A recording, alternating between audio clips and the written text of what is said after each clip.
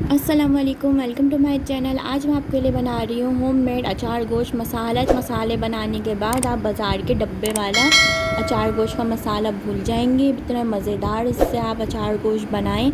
इसको आप बना के बकरीद के लिए 1 महीने के लिए फ़्रिज में रख सकते हैं। ये 1 महीने तक ख़राब नहीं होता। इसको बनाना स्टार्ट करते हैं। सबसे पहले मेथी दाना, धनिया, ज़ीरा और सौंफ लेंगे।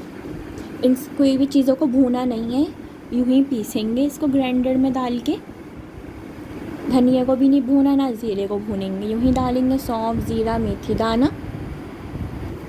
इन सब चीज़ों को ग्राइंडर में डाल के बहुत ज़्यादा बारीक नहीं पीसेंगे, हल्का सा मोटा पीसेंगे, ज़्यादा बारीक नहीं पीसेंगे। देखिए हल्का सा मैंने मोटा रखा है, जैसे बाज़ार में डब्बों में होता है। इसके लिए अलग से मिलाएंगे। अब इसको पीसेंगे नहीं इन मसालों को।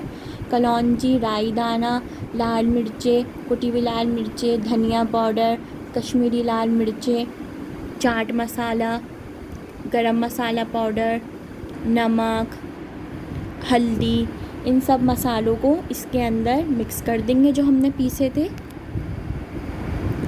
कितना झटपट तैयार हो गया है होममेड अचार गोश्त मसाला। इसको ज़रूर ट्राई करिएगा। इसको आप बना के रख दें बकरीद के लिए। जब भी आपको अचार गोश्त बनाना हो या अचारी चिकन बनानी हो, उसके अंदर आप इसमें से 4 टीस्पून आप इसके अंदर हाफ़ केजी मटन के अंदर डाल सकते हैं, या हाफ़ केजी चिकन के अंदर डाल के इसके ग्रेवी में डाल लेंगे। और आपको जो अचारी मिर्चें बनानी हो, उसके लिए आपको 1 टेबल स्पून या 2 टेबल स्पून, जितनी मिर्चें भरनी हो उसके हिसाब से आप मसाला मिर्चों में भर सकते हैं। हाफ़ केजी में 4 टीस्पून ये मसाला जाएगा ग्रेवी में। बाकी आप अलग से अचारी मिर्चों में मसाला भरेंगे।